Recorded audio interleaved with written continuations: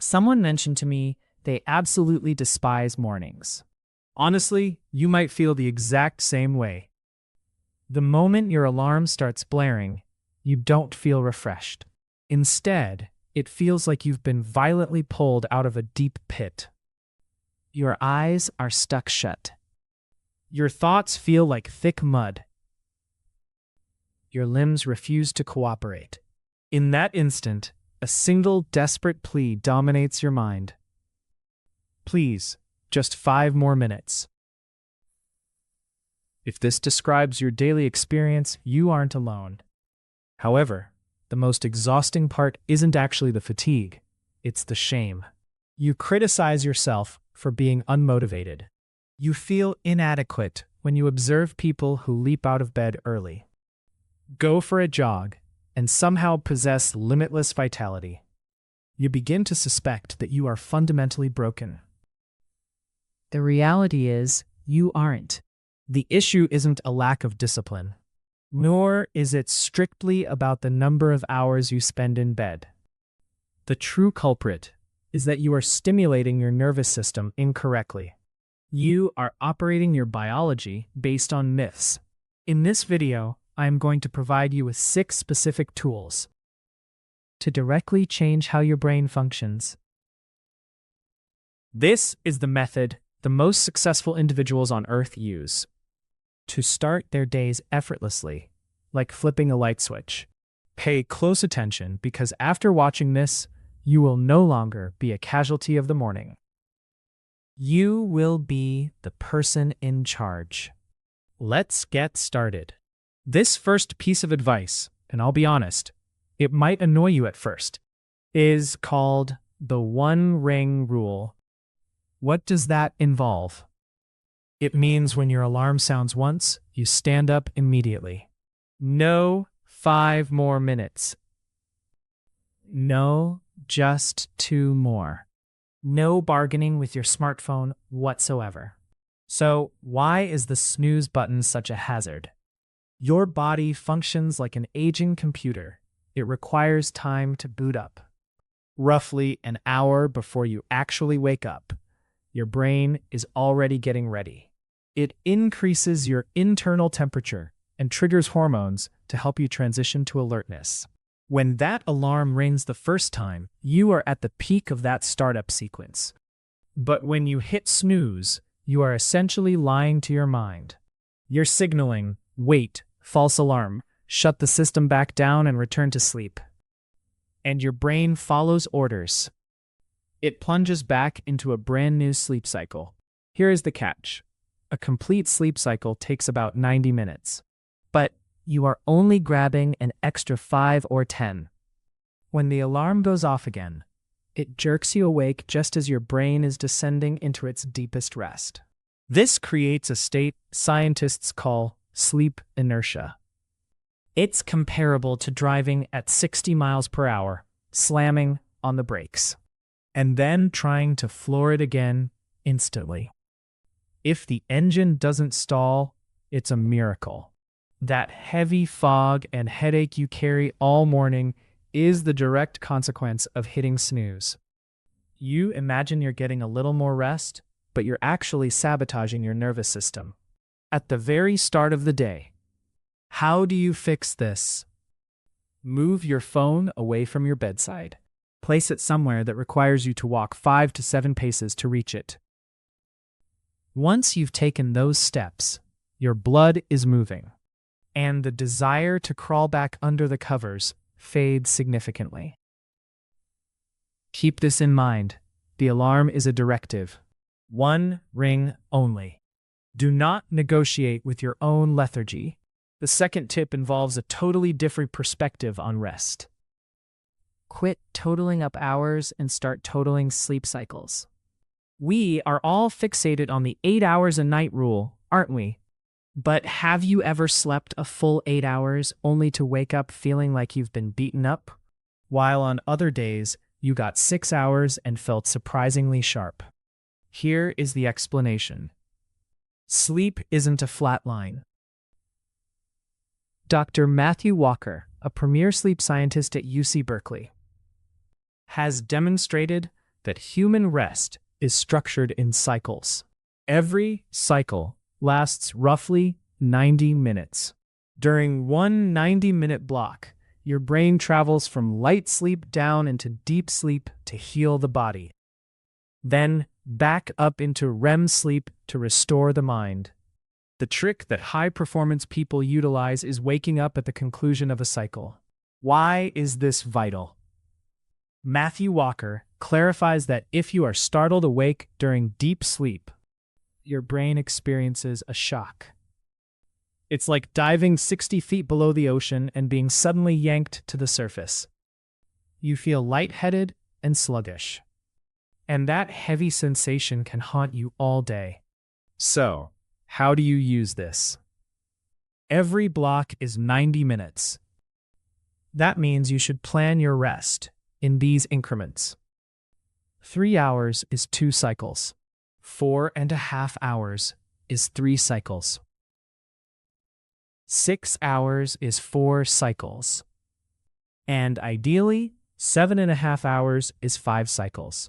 If you have to be up at 7 o'clock in the morning, count backward.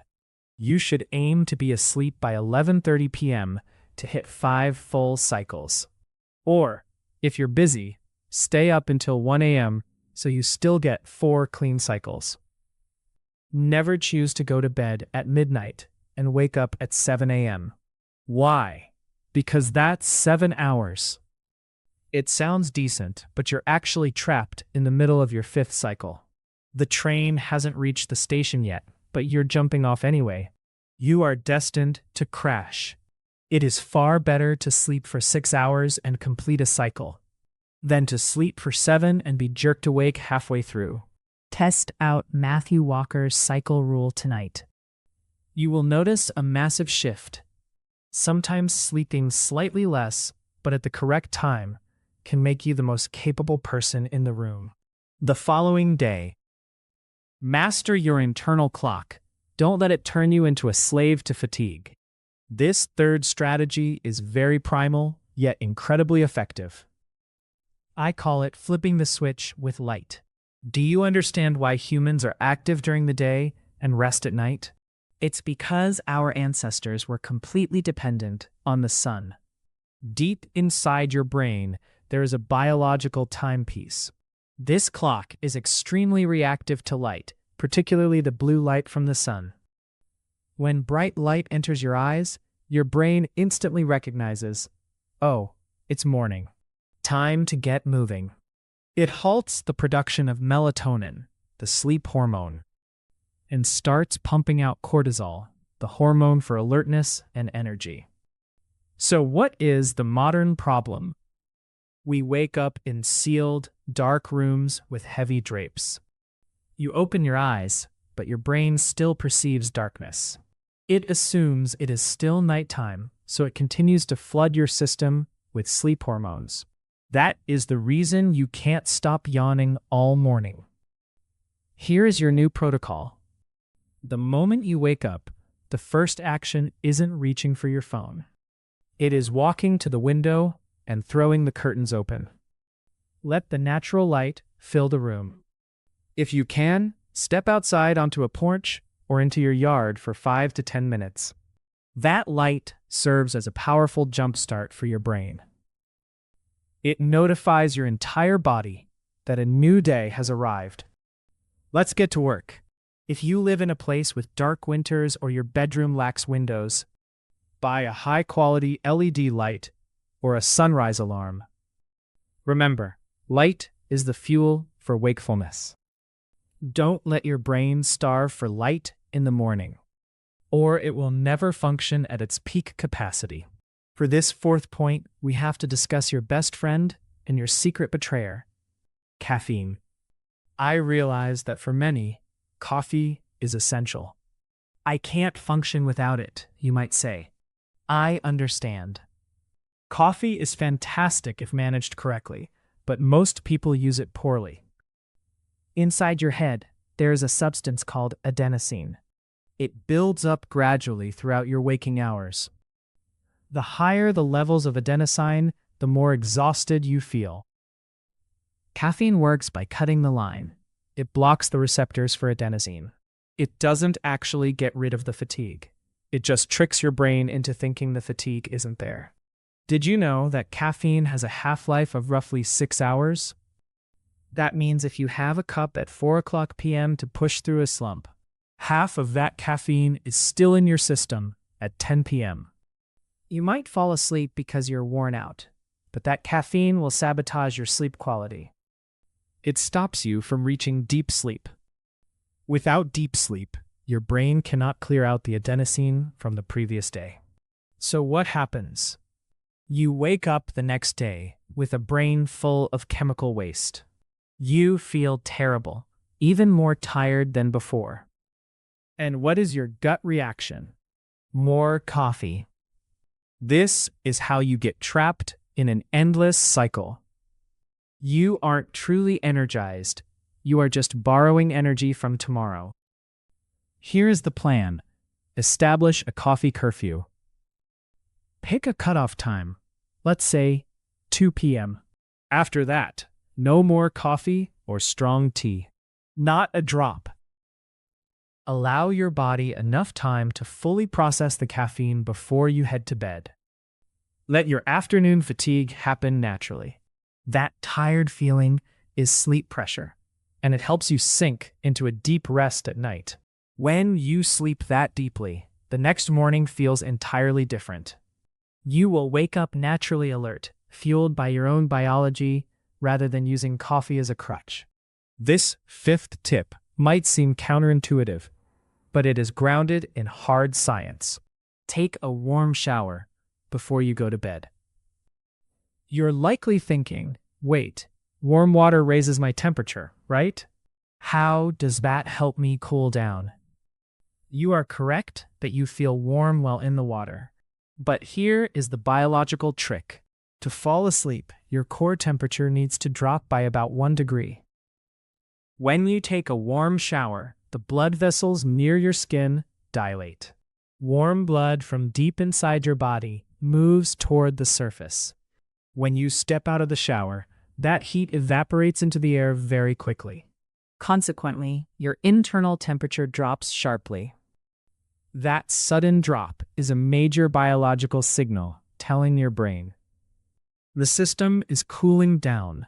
It's time for sleep. View yourself like an overheating computer. If you don't cool it off, it runs slowly and crashes. Sleep is no different. If your body is too hot, you will toss and turn. That is why a warm shower or even a hot foot soak an hour or two before bed helps you fall asleep faster and stay in a deeper state of rest. Additionally, keep your bedroom chilly. Don't use overly heavy blankets or wear thick pajamas. When your body is cool, your brain becomes incredibly efficient at recharging. The next morning, you will wake up feeling light and renewed, like a machine that just had a full maintenance check. This final tip is the one I know many people will find the hardest. Leave your phone in a different room when you go to sleep. I get it. Phones feel like an extension of our bodies now. Some people even claim they can't fall asleep without scrolling. But the truth is the exact opposite. Your phone is the primary reason you sleep poorly and wake up drained. It hurts you in 2 ways. First, the blue light. We discussed how sunlight wakes you up. At night, the blue light from your screen does the same thing. It deceives your brain into thinking it is still daytime, which prevents the release of melatonin. You lie there scrolling and feel strangely wide awake, but you are actually damaging your rest. Second, there's the mental clutter. When you browse social media, you see a joke, then a tragic news story, then a picture of an ex-partner.